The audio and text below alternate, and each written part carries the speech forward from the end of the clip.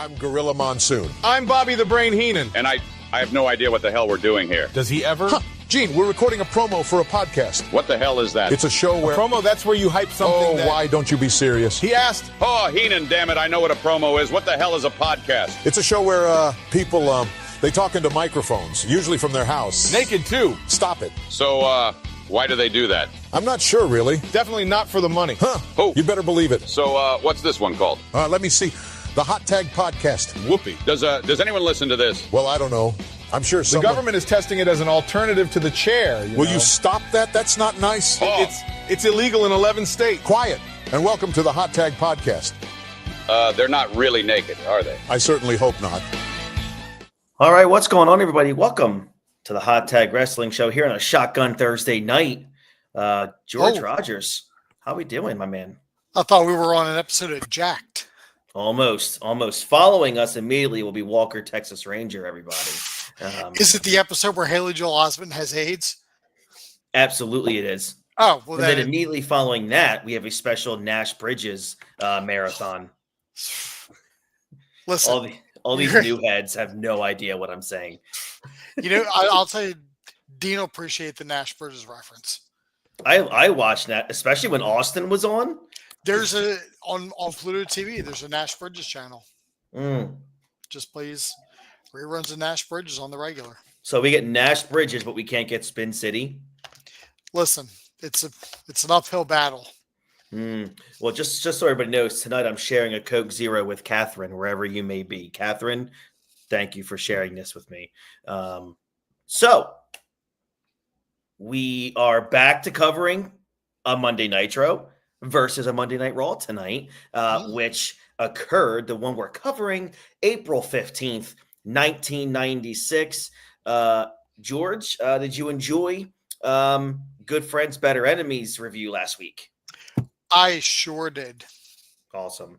I'll tell you what, looking back, man, and I thought about this the other day when I started doing my prep for the show, I thought, man, that pay-per-view was actually pretty good for 1996 for an in-your-house show. So, again, it's kind of wild when we all think about that. Within a month, there's no more Diesel and there's no more Razor. And we're like, well, okay. It's just crazy to really think about how much the landscape changes in like 3 weeks from this show, 4 weeks from this show, the shows that we're covering here tonight. Like I said, we are covering the Monday Night Wars Raw versus Nitro from April 15th, 1996. But before we get there, I want to talk about the recent possible news of a back-to-back. I guess this is the first time it might be happening since 4 and 5. Since 4 and 5 in Atlantic City, New Jersey. So at first it came out earlier this afternoon that the expected WrestleMania 42 that was supposed to initially take place in New Orleans will not be happening. Instead, it looks like they're going to be getting Money in the Bank of next year, which is probably, a better deal for whoever's going to go to New Orleans. Because it doesn't seem like a fair trade-off, No. at the very least for the city of New Orleans. Right. Now, and then immediately it came out that, it looks like WrestleMania 42 is going to be held internationally, which mostly all of us were just like, is London finally going to get a WrestleMania? And then it just came out about an hour or so ago that it looks like it came out of New Orleans, a NOLA television or sports station reportedly said that New Orleans was taken out of next year for WrestleMania because apparently it's going to be in Las Vegas for a second consecutive year. It's going to be held April 18th and 19th. George, I think this is just further proof that TKO look, I'm not going to blame them. I mean, they're making so much money with pro wrestling these days, but the diehard fans like us are like, man, I enjoy when every year that's in a different place for WrestleMania. But of course, if you're a TKO, who they have such a grip on Las Vegas because of UFC, it doesn't shock me in a way that TKO, Triple H, and WWE, Nick Khan, they're going to go after the money because that's really kind of what they're all about these days. A second straight year in Las Vegas, dude, I don't like it because nobody cares about wrestling in Las Vegas. Yeah, I don't. It's the only thing I can think of is like I don't know. So there's some sort of fucking like backdoor deal to where they have to go back to Vegas or some shit like that. But it doesn't make any sense to me. Because even when it goes like if it go to New Orleans, all the other events that would happen would be in the surrounding area. It brings money to the city. I mean, it gives people in that area a chance to go to the event and not have to, shell money out the ass for a ticket. Right. And the South has always been a hotbed for wrestling. Yeah. So Vegas is not like nobody like west of Texas gave a shit about wrestling, like at all. Agreed. I agree. It just sucks, man, because WWE had a really different. They flat out did not sell out night one of WrestleMania. No. And they sold out night two, obviously what that main event was, but damn, man, like the crowd wasn't that hot, and you could just tell that it just wasn't a pro wrestling crowd. I thought New Orleans would have been great because that's a hotbed for WWE. London would have been, from a wrestling standpoint, just so cool because that would have been it would have been like WrestleMania 18's crowd to watch all weekend long because they love their wrestling over there. That would have been awesome. Another place that also would have been awesome if they hold it in North Carolina at the stadium where the Panthers play. Yeah. You get a North Carolina WrestleMania, have Ric Flair come out, whoop up the crowd. That place goes absolutely banana in Flair country. Mm-hmm. But yeah, it's interesting. So, it hasn't been announced yet that it's going to be in Las Vegas next year, but it just seems all the fingers are pointing to that's what's going to happen. Again, that's WrestleMania 42, Las Vegas, same spot, Allegiant Stadium. Next April 18th and 19th. Hey, at least I'll be able to, we can all do something for both nights because, they won't be having it on Easter weekend. Easter and next year will be on April 5th. So no issues with WrestleMania there. But okay, let's kind of get rolling here. By the way, isn't Saturday night's main event this weekend? Yes, it is. Okay. You know what's crazy? We don't hear anything like if Jesse's going to be back.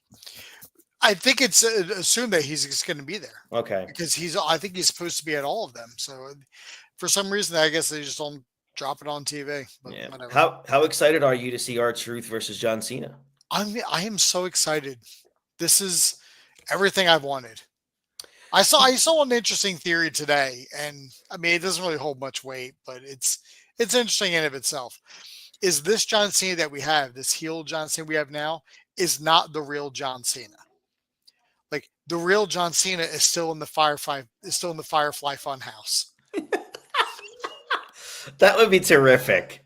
That's terrific. Because like someone pointed out, it's like, well, at the end of the Firefly Funhouse match, he did disappear from the ring, and we don't know where he went. Man, you're not wrong. I didn't even think about that. Whoever said that, it's pretty genius. Yeah. It would be hilarious, but like I'm excited. And the good thing is that with this match, R-Truth might actually win. You think that they're going to do a title such like that? Because it's not for the title. Oh, for some reason I thought it was for the title. Then he's definitely going to go over here. I wonder if it's an R-Truth retirement match. No, I wonder if R-Truth is going to be the guy to bring Cena back. That would be hilarious. Like maybe like Truth gets like a pin win on it, like a little roll up pin, and then like Cena is in shock and all, and R-Truth is like celebrating, but then Cena like starts to take him down and starts beating him, and maybe he's gonna lay him out with a chair, and R-Truth's like, "No, don't, John, don't do it." And then Cena's like, "Oh," and then like crumples down in tears. He's like, "Oh, what have I done?" Then he turns face. And before we get to our show here, I'm going to go kind of off the beaten path here because it just happened. What are your instant feelings on the two Avengers movies basically kind of being delayed a total of technically 14 months between the two, between the two, 7 months for each? What's your thoughts on that? Hey, take your time and do it right. Don't rush it. Super interesting. I hate it. It takes so long to make these movies for some reason. I don't understand it. You got to wait Um, for, I mean, you probably got people who are in the middle of shooting something else that may run long. I wait until they free up. If you're going to shoot these movies back to back, that's going to be a shit ton of editing and VFX have to be added in. You don't know if you have to do reshoots. Like, I guess just shit that they're factoring in as a safe side.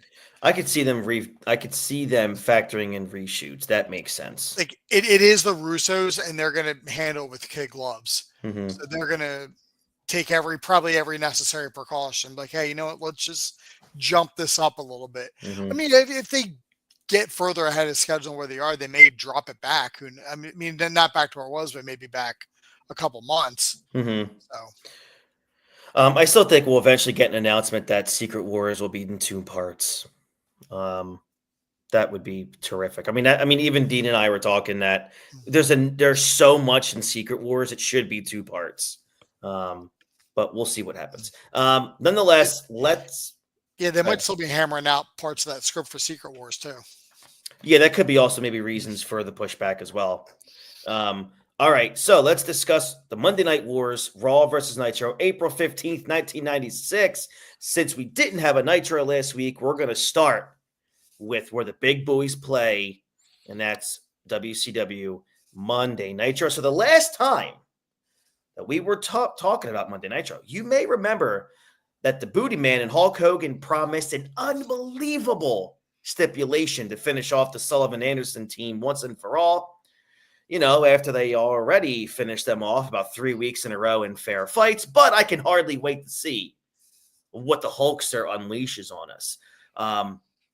We're live from somewhere. For some reason, I could not find where the show took place from. They're in Charleston, West That's Virginia, Christopher. Charleston, West Virginia. At the Charleston Civic Center. But it's live. World famous. It's live, not like those other guys. Also, I read really funny that there was tornado warnings in this area. Could it be? They were talking about it the whole broadcast. I wonder if they were planning the debut of Kerry Von Erich. Tune in to find out. Well, I can pretty much guarantee you that did not happen. I can pretty much guarantee you you're correct. Your hosts are Eric Bischoff, Bobby. Just call it a little gut feeling that I got. Your hosts are Eric Bischoff. We're going to hell. Eric Bischoff, Bobby the Brain Heenan, and Steve Mongo McMichael. Hey man, I'm already on my way. You're attached to me by proxy. Mm-hmm. Don't remind me. We're both gonna go down in the cellar, and we're gonna be forced to watch Collision reruns. Oh no! At that point, just burn my soul forever. As long as there are episodes of CM Punk on, I'll be all right. Yeah. We get a pretty hot starter here: Hulk Hogan versus Arn Anderson and Kevin Sullivan. So this, ladies and gentlemen, was your hero, Hulk Hogan's big idea, a handicap match. But wow. Hulk Hogan, of course, cleans house, puts Sullivan in a figure 4, then somehow just fucks it up even worse on Arn. That was embarrassing. My daughter, if I showed her twice, could probably grasp the concept of putting me in a figure 4 better than what Hogan did on Arn Anderson. So apparently if Hulk wins, he gets 5 minutes with the manager of his choice. But if he loses, dude, the heels get Kimberly, and we're going to have some DP sessions going on.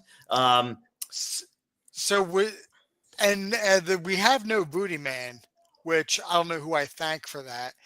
But at the same time, because we have no Booty Man, probably a police officer somewhere. We don't know what the plan was. It's almost like there wasn't one, and they had to just come up with a stipulation on the fly. Because why would the stipulation be, you get 5 minutes with the manager, but if they win, they get 5 minutes with Kimberly, and she's like, what the fuck? Yep.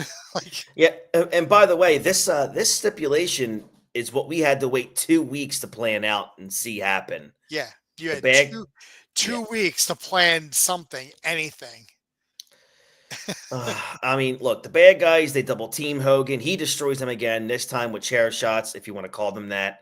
But thankfully, the two idiot heels had managed to work together long enough to regain control again. Then Sullivan goes up and Hogan catapults Arn into his crotch, dude, because, they're all just fucking stupid. And then the leg drop finishes Sullivan at just about 4.5 minutes. Man, Hogan sold nothing in this match. no, He took no bumps. He No. sold nothing. This was just like, all right, I'm going to go out and do fucking Hulk shit and make Arn Anderson regret working with me in this company.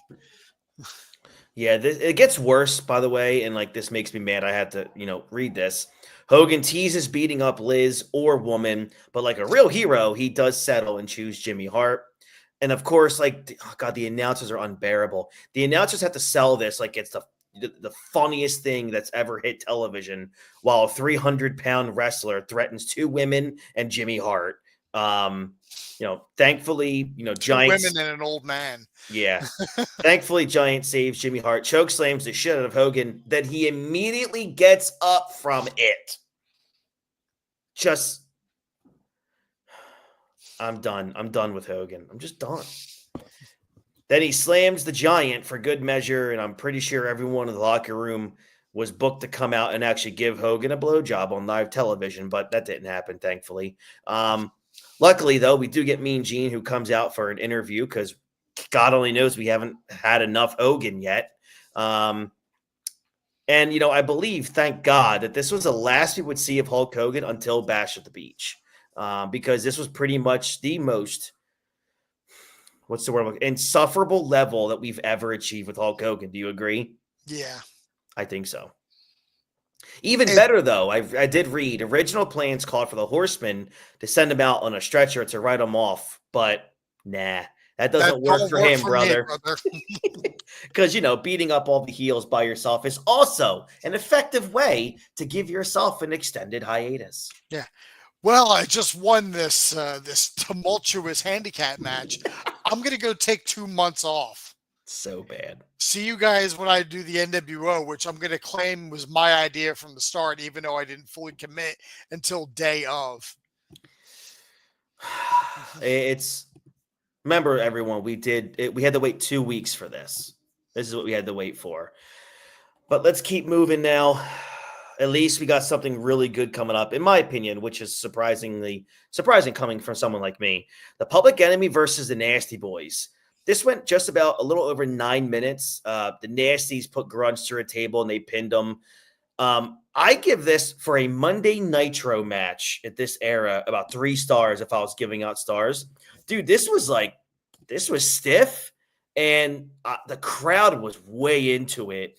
And I actually thought it was pretty fun. What says you? The crowd was more into it than anybody should have been. Yeah. I'm just looking at 4 lumbering oafs just laying potatoes into each other, and I'm like, I don't care about any of this. Wow, I'm surprised. I'm not behind it. I hate the Nasty Boys. I think Public Enemy is the most overrated horse shit I've ever seen in tag teams. I agree with you. And I'm like, I'm not behind any of this. It's like I could be there could be any other tag team on right now, and I'm staring at these 2 goofs, lumbering, uncoordinated goobers. Taking up fucking time. Goobers, that's a good one. Not a single muscle between any of them. I like that, goobers. I'm going to start using that again. You're welcome. All right, tell your friends.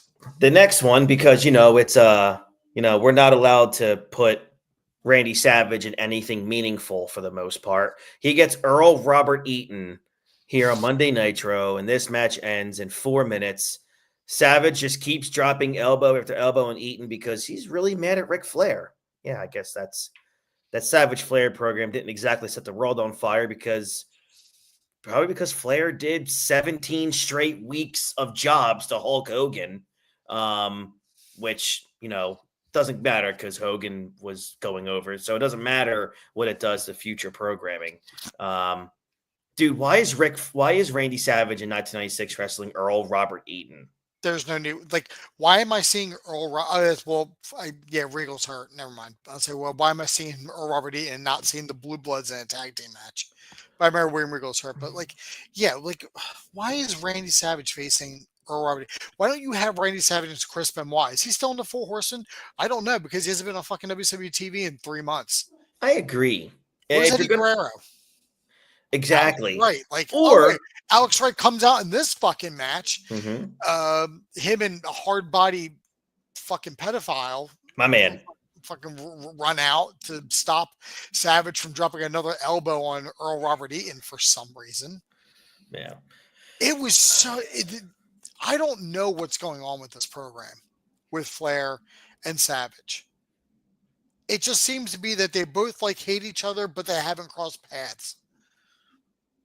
Yeah, I know. Even if it's okay. So you're talking about you bring up Benoit, who's a horseman. If you really want to do something meaningful, maybe don't give in to Hogan wanting to just destroy Arn and Sullivan and save Arn for Macho.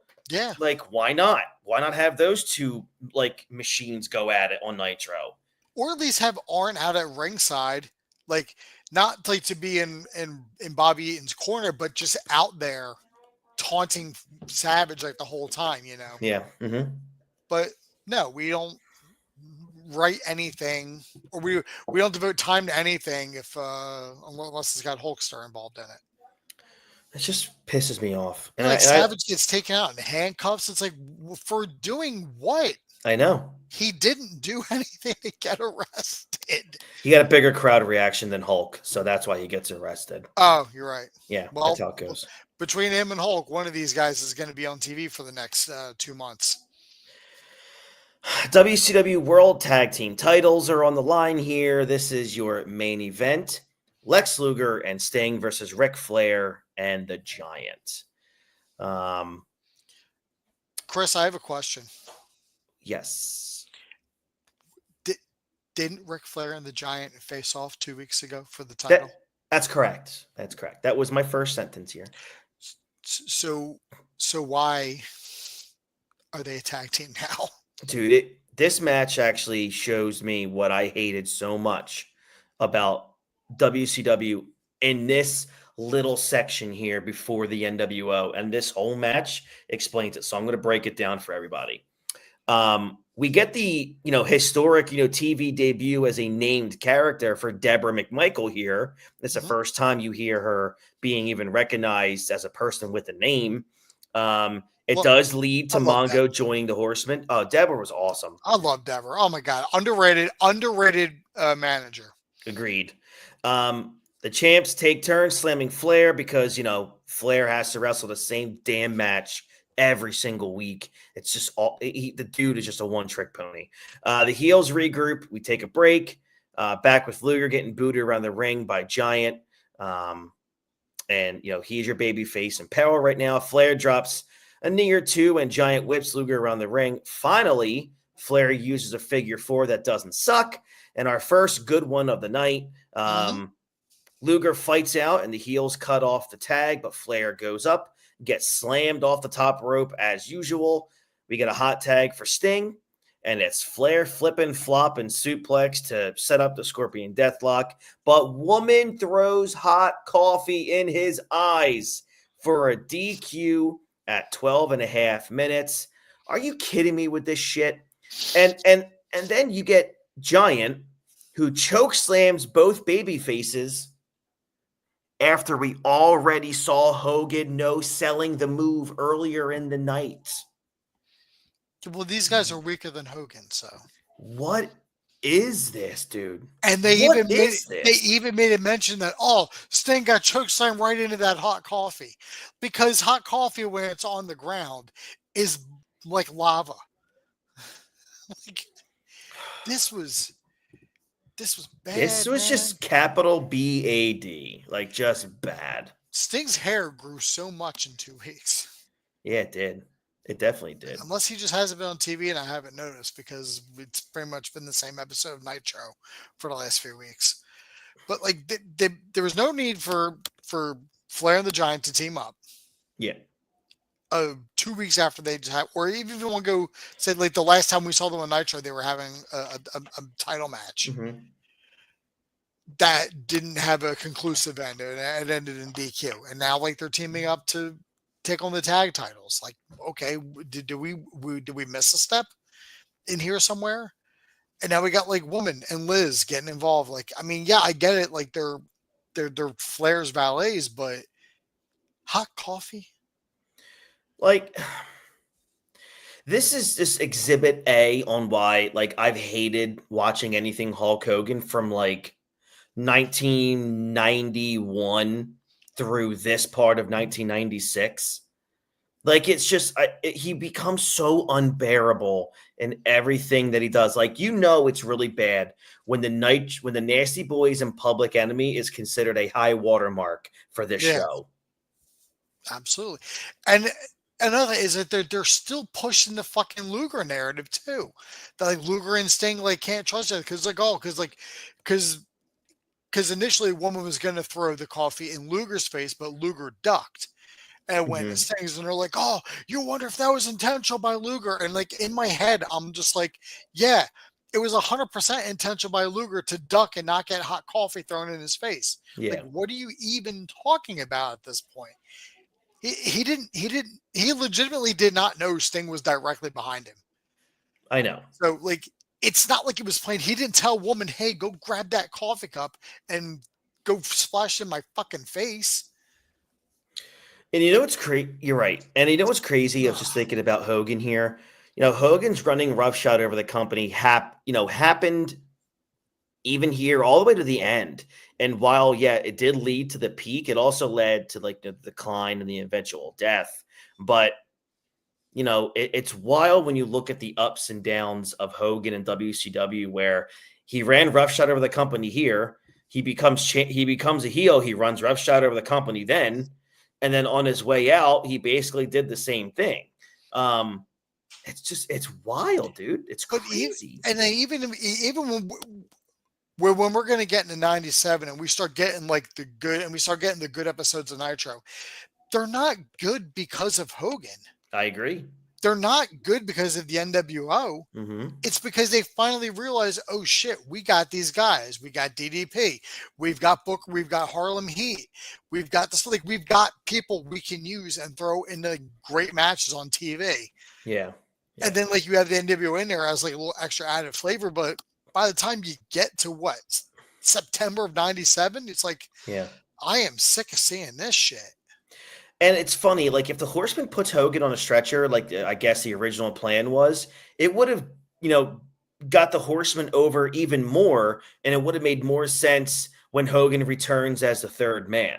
But they didn't think that far ahead because Hogan wasn't gonna discuss something like that. Yeah, they didn't think that far ahead because they didn't know if it was gonna happen. Yeah, man, creatively at this time in 96, man, wrestling business was on fumes. It was really, really difficult, man. I look at it as, I saw a thing with NWO, like a video earlier where someone said the NWO was both the best thing and the worst thing that ever happened in WCW. Well, yeah, I mean, I guess so. I mean, I think it was the best thing that ever happened, but then it's like, Bischoff kind of got away with himself a little bit, and it ended up being the worst thing to happen. And I mean, that makes sense. It makes sense. Like the NWO was the cause of the cause of their success, but also the main reason for their failure because they couldn't get away from it. Yeah, I mean, obviously, hindsight being 2020, we could probably sit here and book a way out of it. Which we have. I did. I booked 97. Remember? Yeah, we did. That's right. And and you know what though? I got another one for you guys coming up that Chris had challenged me with, and there's a lot of layers to this onion. Are you talking about the Sean one? Yes. We're gonna have to let's table that because I want that to be a whole show. Right. Because I'm still gonna work on it, but good. I thought you were gonna do it tonight. No. I don't have anything tonight. Good. Yeah, because we're gonna make that like an entire show because that's gonna be a lot of fun. Yeah. I might even get Dean to come on for that. But okay, let's go over to the competition, which is taped from San Bernardino, California. That is Monday Night Raw. Your hosts on TV and the broadcast booth is Vince McMahon and Jerry the King Lawler. And we get a banger to kick things off with Mark Mero versus Leaf Cassidy. You'll love to say it. Sable is Mero's manager, and Leaf Cassidy gets Marty Jannetty. Both relationships end up pretty bad, but nonetheless, there is a sign. Did you see the sign at ringside for this show? I don't know if you caught it on YouTube or anything. Leaf Cassidy, WWF champion in 7 years. He was a hardcore champion, right? I mean, they didn't specify which title. That is true. This match goes about 9 minutes. Leaf Cassidy and Mark Mero get 9 minutes on Raw on a 1 hour show. They were definitely getting more comfortable, obviously throwing Snow out there, against someone to have a good match like Top Guys, which was a great compliment for Al Snow. But, that never translated into anything really for him. But nonetheless, from a wrestling standpoint, George, just wasn't bad. No, I liked it. I liked it better than Hogan and Sullivan and Arn. Yeah, absolutely. Diesel via phone call from Germany lets us know that he's the smartest man in wrestling. Yeah, that's what we got. That's what we get from Diesel. Thanks, Kev. He's getting lazy already. This makes me laugh because commentary from Vince McMahon. Stone Cold Steve Austin is here versus Bart Gunn. Vince notes that this is two raw-boned, rugged individuals. I wouldn't describe Bart Gunn as either of those things. However, here we are. I mean, I'll give you rugged, but I don't know what raw-boned means. I don't either. It sounds yeah. I mean, we could probably ask Janelle Grant, but we're not going to go there. Call Johnny Ace, bet you he knows. Yeah, Vince. People power. Yeah, Vince, give her that oil. I'll rub it on you. Yeah, no. Hey, kid, we gotta let you go. We're not making much money. You sound like a mix between Laurinaitis and Austin.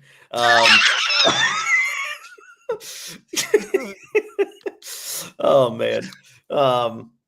Vince relays the info that Ahmed Johnson has managed to break his thumb in a worked arm wrestling contest. Good. That should have been a sign right there that maybe he's too easily injured. But we get back into the ring where the heartless Stone Cold Steve Austin does his work. Dude, whatever. I mean, you get the $1 Million Dream finish at 11 minutes. Good ending. He ain't got the stunner yet. Not yet, but dude, this match went like 3 or 4 minutes too long. Holy cow. He must have thought he was in there with Billy Gunn. Billy Gunn lasting 11 minutes in the match. Yeah, he would have passed out. Well, maybe in '96, yeah, but yeah. I mean, he was a capable Intercontinental Champion. Who, Billy? Yeah. Oh, I thought Billy Gunn was awesome, but he had asthma, which is why he had to limit his matches. Mm-hmm. But he was so much fun during that whole Mr. Ass and I like the one Billy Gunn. Oh, I love the one Billy Gunn. And then Billy and Chuck, he was such a great worker, really good worker. Oh, yeah. The man they call Vader is here to engage in sports entertainment with Razor Ramon at the pay-per-view, and he feels like his chances are good. Sonny knows what we want from her and expresses it in music video form. And we appreciate her for that. I'm sure many a teenage boy had that video taped for posterity, if you know what I mean. For research purposes. Science. Purebred pure science. It's a science experiment. Science in liquid forms. Intercontinental title match. Goldust versus Savio Vega. I mean, a couple days before this, I read Goldust apparently blew out his knee in Germany, couldn't make the pay-per-view. So, of course, they continued heavily promoting his title defense against the Ultimate Warrior anyway. This match, dude, goes 15 minutes and 18 seconds. Mm-hmm. Why? Why is this going 15 minutes as the main event of Monday Night Raw? Yeah. We don't have Taker. We don't have Brett. We don't have Shawn. What in the world is this. I will say this though. I like the match. I did too, but a 16-minute match, Yeah. I mean, it's unheard of in 96. especially on a Monday night show. Also, a title change is also is almost out of the realm of possibility. Mm-hmm. I forgot this happened. Me too, completely. So I'm sort of looking, I was like, wait a minute, did Savio Vega win this fucking match? I know. Because we had just done Good Friends, Better Enemies, and Goldust is the champion. Yep. I know. Yeah. Marlena gives Goldust the belt at the end. Savio super kicks it out of his hands and hits him with it for the pin to apparently win the title. However, though, the ref did see Savio using the belt and feels that a DQ should have been called. So Gorilla comes out, vacates the title, pending a rematch next week. Pretty weak. Much like this match, though. I mean, I thought the match was good, but when you go about 4 minutes too long, it hurts it.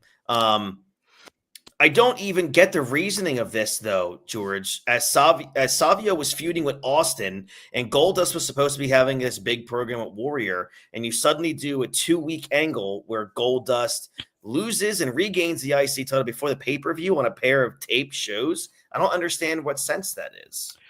Maybe the plan that they had written down that they eventually had to change because of Warrior and his shit. That's what I think, maybe. Maybe the plan was going to be for Savio to beat Goldust for the Intercontinental title and then have Austin beat him for the Intercontinental title. You know, to continue that. And then, right. But maybe Warrior wanted something with the Intercontinental title, so they just kept there. You had him playing with Goldust and just went with that. And then I guess once Warrior saw how, I guess, gay Goldust act, and he's like, yeah, we're not doing this shit. I'm not going to touch this guy. Yeah. No, I think you're probably spot on there. But geez. Yeah, there probably was a plan that they ended up just changing last second. Like, shit, we can't do this. Yeah, I agree. But that's the end of Monday Night Raw. I mean, we do get Bret Hart does comment on the Iron Man match and his future plans, which at the time was put on the show to refute rumors that Bret was going to WCW along with Hall and Nash. But it is what it is. George, your thoughts on both shows? I think Raw was the better show this week. Interesting. Because this Nitro, it's Hogan. It's the poor like stories that are going just kind of nowhere, and we know these stories don't end up having a resolution. We know for a fact that they don't. Right.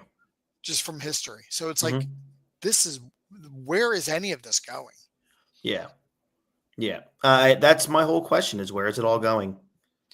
Like, yeah, like Raw didn't have any of its headliners on, but what's that say where it didn't have any of its headliners on, but it still had a better show than Nitro? Yeah. Yeah. I agree. Let me go see if I can find the ratings for this show. Like, Hogan was in the opening match on Nitro, and he got outshined by Al Snow and Mark and Johnny B. Bad. Like, you're Eric Bischoff, right? And you're looking at that, and like, you have to be objective at this.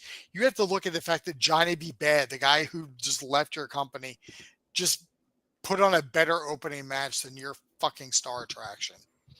Let me see.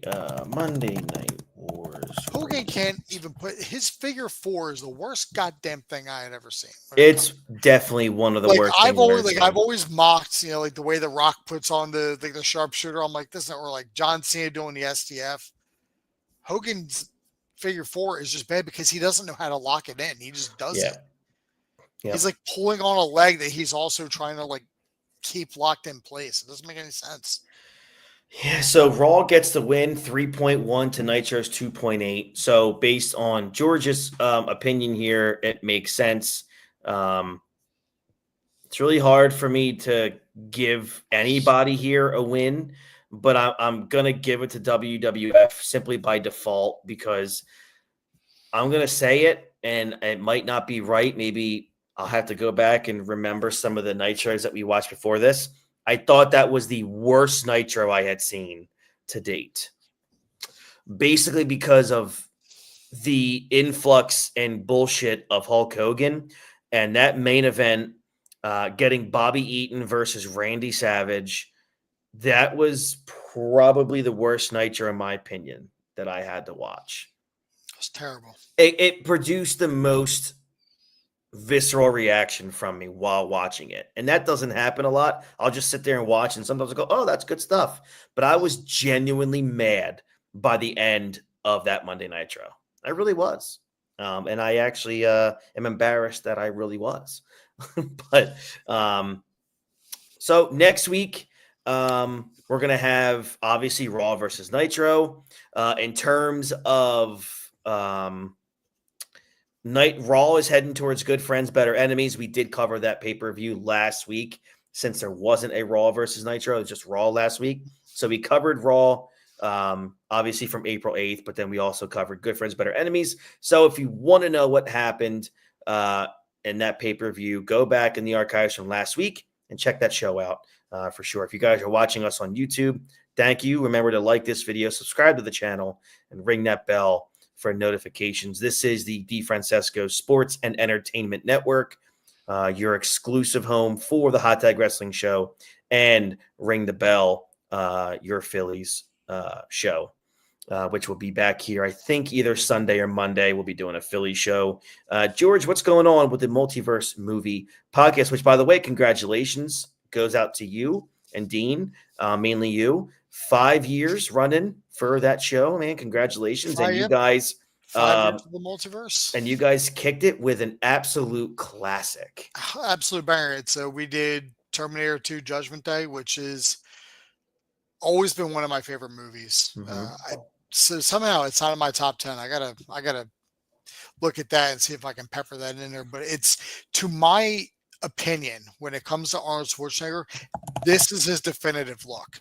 This is what I immediately think of when someone says Arnold Schwarzenegger. Like, this is what I think of. And I think Terminator 2 is the greatest sequel of all time. I think it's the best sequel ever made. Better than Back to the Future 2? Oh, yeah. I think you're probably right. Terminator 2, I think, is better than Terminator 1. I agree. I think you and I actually hit it off initially, because one of the very first things I think we ever talked about was how T2 was superior to T1. Yeah, and even when you watch it now, Chris, like if you go on Paramount and watch it, the effects hold up. And we even brought it up, and sure you heard it on the show when Dean said this movie has held up better than any other movie in history. Yeah. When it comes to effects. And you would agree with that. Yeah. Really.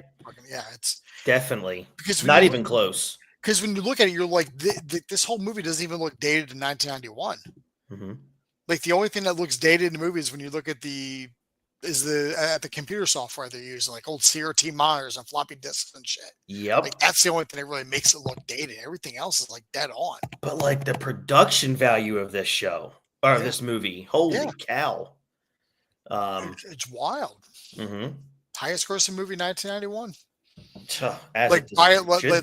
Like by almost double. Incredible. Let me look at that. Top movies of 1991. Yep, T2. Conager, yeah. Guilty by Suspicion. Sleeping with the Enemy. What a classic. Yo, my mom loves Sleeping with the Enemy. Oh, what about Bob? What a great movie. It's on Tubi.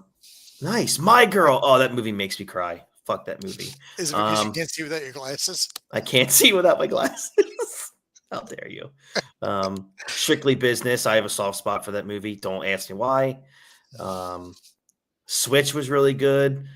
Oh, yeah, man. I mean, look, it didn't have a lot of competition, but hey, Hook was 91 also.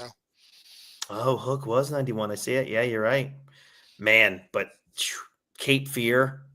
Cape Fear's a banger. That's a really good one. Oh, Backdraft. I like Backdraft too. Dude, I'm a big Backdraft. Yeah, me too. Yeah, me too. My mom and I always used to watch that movie. Apparently they made a sequel to it. Did you know that? Because I didn't know that. They did. Oh shit. Who's the star of it? Yeah, it was Billy Baldwin. That's it. I mean, you couldn't bring Kurt back anyway because he dies at the end of the Correct. spoiler for a movie that came out in 1991. But it's I'm so upset also that like Donald Sutherland was like, you know what, I'll do this movie. Like you deserve better, Donald. it's like, but you're still in jail for arson in this. Doesn't make any sense. It's But so it was good. literally just back to one all over again. Jesus. Yeah, but yeah, T2, man, what a classic. What do you guys got coming up next week? Next week, well, because I sent you your list. That's We're correct. doing our third part of our 90s Avengers movie. Mhm. We've done the first part already, which was your standard Avengers lineup. Plus, we had Coulson, Loki, a couple other guys in there as well. The second part we did was the Guardians of the Galaxy, the Cosmic Marvel Mhm. cast, and now this third one is basically everybody else that was left from the Infinity Saga. So, like, nobody from the new that had just debuted, they're not part of this. So, I'll tell you what, I'm looking at my 90s list when we did the Avengers the second time, and man, I thought I really knocked it out with that casting. yeah, I mean, I had it's Tom really good Cruise cast as all Stark. I had Brad Pitt as Cat. I had Robin Williams as Hulk. Val Kilmer as Thor. Uma Thurman as Widow. Chris O'Donnell. I thought Chris O'Donnell at Hawkeye would have worked. Fury, Danny Glover. I had Coulson as Kevin Costner. Selvig as Tom Hanks. Loki I had as Alan Cumming. I thought that would have worked. that absolutely would have worked. And Thanos I had Sean Connery.